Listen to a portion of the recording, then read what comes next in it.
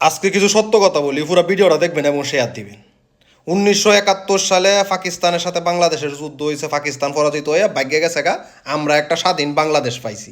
আলহামদুলিল্লাহ, আমরা পরিচয় দিতে পারি যে আমরা বাংলাদেশি। এতে লাভ কার হয়েছে, ক্ষতি কার হয়েছে? লাভ পুরোটা পাকিস্তানের হয়েছে, ক্ষতি পুরোটা আমরারই হয়েছে।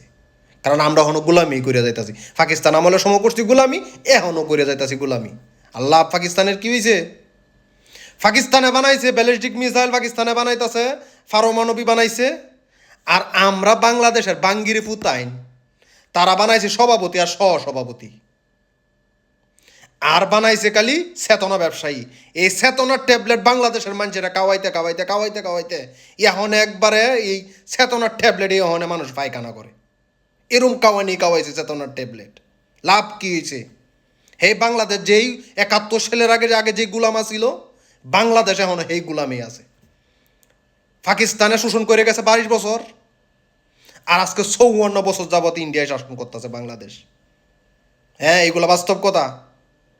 আজকে পাকিস্তান বিশ্বের মধ্যে সুপার পাওয়ার, কি নাই তাদের কাছে? এত বড় একটা ইন্ডিয়ার একটা অঙ্গরাজ্যের সমানও না পাকিস্তান। এরপরও পাকিস্তানের দেখলে বাঘের মতো ডরায় ইন্ডিয়া। কেন জানেন ডরায়? কারণ তাদের কাছে পারমাণু আছে।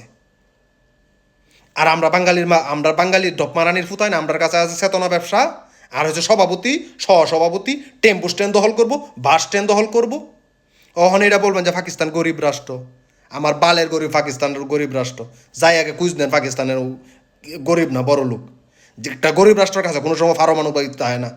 একটা গরিব রাষ্ট্রের কাছে কোনোদিন অস্ত্র ভাণ্ডার তাই না। একটা গরিব রাষ্ট্রের কাছে এরকম অত্যাধুনিক ফাইটার জেট তাহে না। আর আমরা পাইলাম কি? শুধু দালালি আর ফাওসাড়া। বাংলাদেশ কেমনি ইন্ডিয়ারা তো তুলে দেওয়া যায়, শুধু আমরা এইটাই শিখছি, আর কিছুই শিখি নাই জীবনে।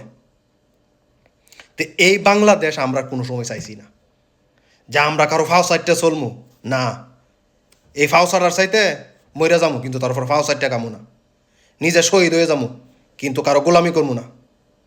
বাংলাদেশ যদি হয়ে থাকে, তা বাংলাদেশের মধ্যে মাথা উঁচু করে দাঁড়াইব বিশ্বের ময়দানে, যেটা সবাই সম্মান দিয়ে কথা বলতে হইব। সেটা যে কোনো প্রতিবেশী হোক, ভারত হোক, নেপাল হোক, অথবা আদার্স অন্য কোনো কান্ট্রি। বাংলাদেশকে রেসপেক্ট দিয়ে কথা কইতে হইব। আমরা হক, এটা আমরা এজ এ বাংলাদেশি, এটা আমাদের অধিকার। কিন্তু এই কিছু ডপ মারানির ফুতাইন আছে, চেতনা মারানির ফুতাইন আছে। এই যেন আর পরে এই সভাপতি আর সহসভাপতি বানাইছে যে 54 বছরে, এরা শুধু চায় বাংলাদেশটা যেন গোলাম হইয়া থাকে। আসল আসল দেশদ্রোহী হয়েছে এরা। এই যারা এই স্বাধীনতার 54 বছর পর্যন্ত চেতনা ব্যবসা ছাড়া আর কিচ্ছুই করছে না, এরাই হয়েছে দেশের রাজাকার, এরাই হয়েছে দেশদ্রোহী।